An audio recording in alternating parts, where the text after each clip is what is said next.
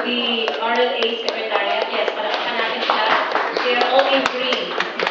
Hindi sila green-minded, pero green environmentalists. Yes. Thank you for the snacks. Napakasarap. And of course, Chairman of Rules, who will be having a meeting on the Organic Act, announcement yun, tomorrow 2 o'clock.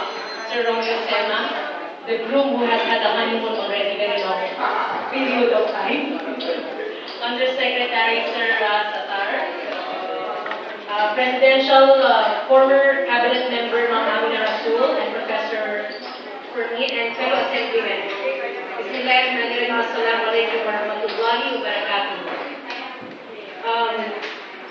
The study was very varied with many issues that covered on electoral reform, very relevant at this time, good governance, and shows us the powers, the issues that challenge us in ARMM. We can always say that we are disenchanted and frustrated with democracy in harm. There is a joke going around in Lanang del Sur saying La ilaha illallah instead of La ilaha illallah.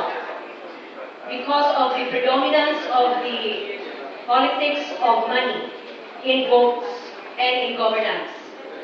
If there is a joke book about politics in Lanao, there should also be a fact book about good governance in ARMM.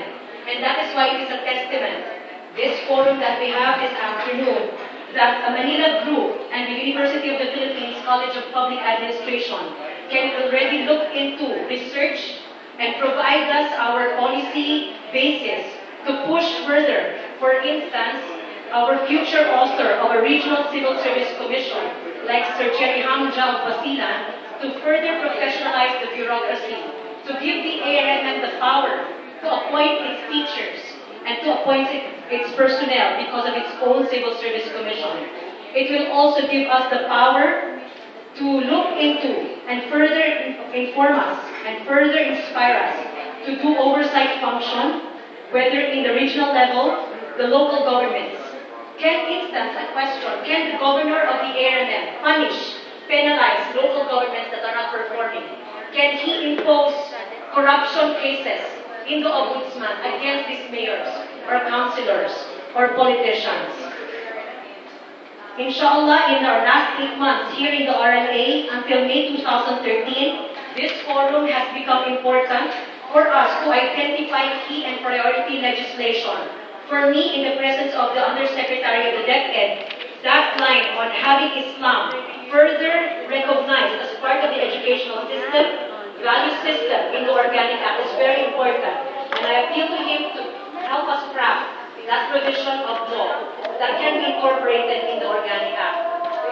My recommendations to the two institutions, the UPNTPAD and the PCID, please help us on a publication culture that the resolutions passed in the RLA and the bills passed become part of the mainstream Metro Manila book and library of resolutions and laws and bills, such as in the Senate and in the Congress. Second proposal is to institutionalize. Maybe you can help us institutionalize Bantay Arm, Bantay Pondo, Bantay LGU, and all that can be watched in government. This is because of our commitment to have civil society guard us. But because we are already part of government, we are forgetting this task. Number 3, can you two organizations provide us a framework in the regional executive departments, an incentive system by where you award outstanding mayors, outstanding performing speakers or assembly persons, or politicians who do well, such as Agawad Kalina for ARMM. Outstanding teachers have already been awarded last Friday.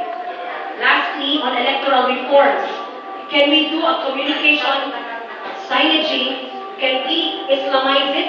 Can we ethnicize it? As we had a meeting in civil society yesterday, Islam is very important.